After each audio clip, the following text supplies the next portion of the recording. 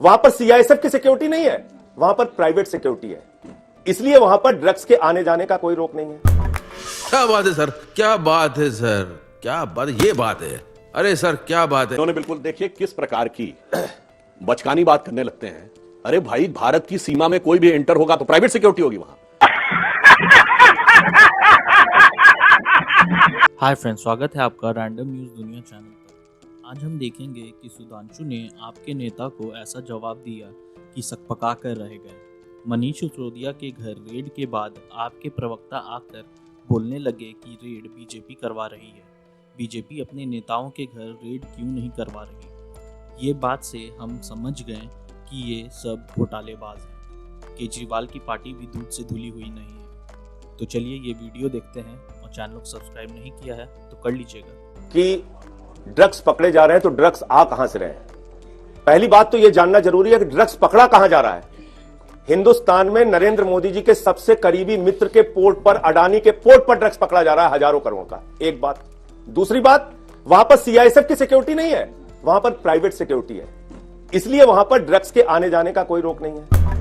क्या बात है सर, क्या बात है सर, क्या बात है, ये बात है। अरे सर क्या बात है। तीसरी बात, जांच कैसे पता चलेगी? भाई डीएचएफएल 42,000 करोड़ का घोटाला करती है, 29 करोड़ रुपए इनकी पार्टी को चंदा दे देती है, उसके खिलाफ कैसे जांच होगी?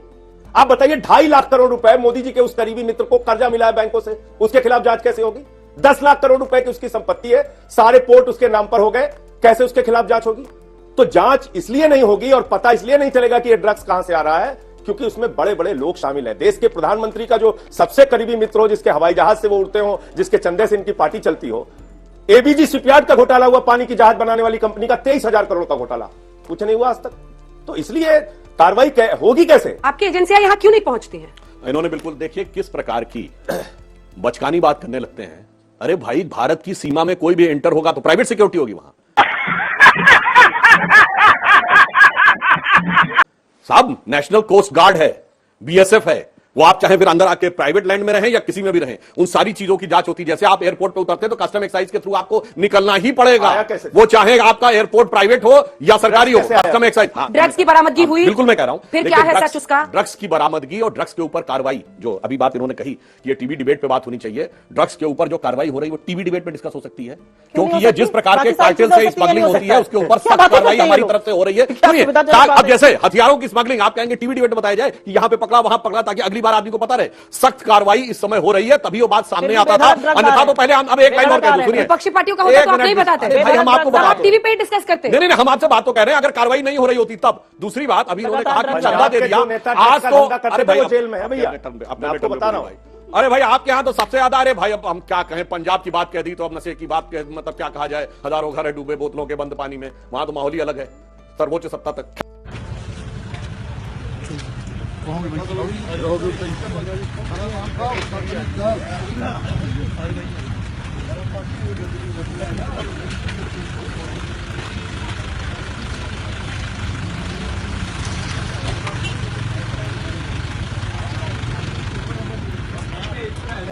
मैं एक बात कहना चाहता हूं, इन्होंने चंदे की बात कही। आप लोगों को याद है, एक पार्टी भारत में एकमात्र पार्टी है जो 20,000 रुपए की चाय पिलाती थी, आम आदमी पार्टी। चाय की पार्टी देती थी, 20,000 रुपए देकर चाय पीती है। वो 20,000 रुपए क्यों होता था, मैं आपको बताना चाहता हूं। वो चाय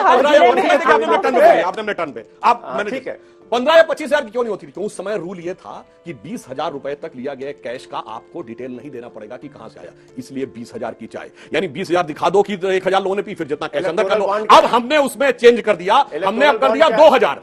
अब 2,000 तक के नीचे से कैश के बारे में नहीं पूछा जाएगा, 2,000 से ऊपर पूछा जाएगा। बाकी इलेक्टोरल बॉन्ड से लो। और ये जो कह रहे हैं इलेक्टोरल बॉन्ड से किसने दिया बताइए? बताओ ना। इलेक्टोरल बॉन्ड से लेते नहीं है तो फिर भाई ये पैसा कहां से ले रहे हैं? तभी तो आबकारी में घोटाला करने की जरूरत महसूस पड़ रही है। हमने आने के बाद क्या परिवर्तन किया? 2014 से पहले बताइए, दिल्ली में धमाका, मुंबई में धमाका, गुवाहाटी में धमाका, बनारस में धमाका, लखनऊ में धमाका, जयपुर में धमाका, नागपुर में धमाका, चेन्नई में धमाका, चलती ट्रेन में धमाका, चलती बस में धमाका, प्लेटफॉर्म पे लिखा रहता था, पार्क पे लिखा रहता था कि इसको छूना नहीं, बम विस्फोट हो सकता है। आज कहीं दिखता है? खत्म। दक्षिण कश्मीर के 3 जिलों में रह गया। क्या इतना बदला हुआ नजारा किसी को नजर नहीं आ रहा है? इसके लिए किसी को इंडेक्स में समझने की जरूरत है।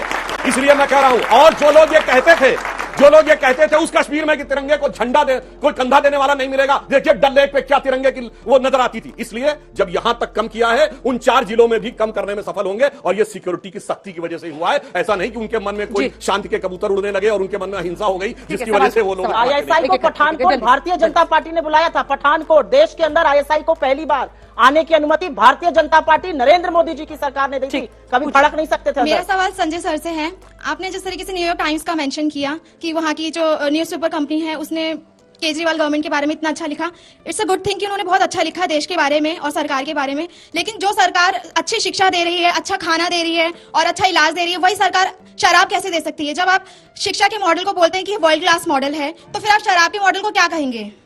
देखो ऐसा है कि कई राज्यों में आपने एक वैलिड सवाल उठाया। जिन राज्यों में, जैसे हरियाणा फॉर एग्जांपल ले लीजिए, इन्होंने शराबबंदी की अपने यहाँ, वहां नकली शराब का धंधा चलने लगा, बाद में उनको शराबबंदी खत्म करनी पड़ी। गुजरात है जैसे, जहरीली शराब बेचते हैं, नकली शराब बेचते हैं, सैकड़ों लोगों की जान वहां पे चली गई।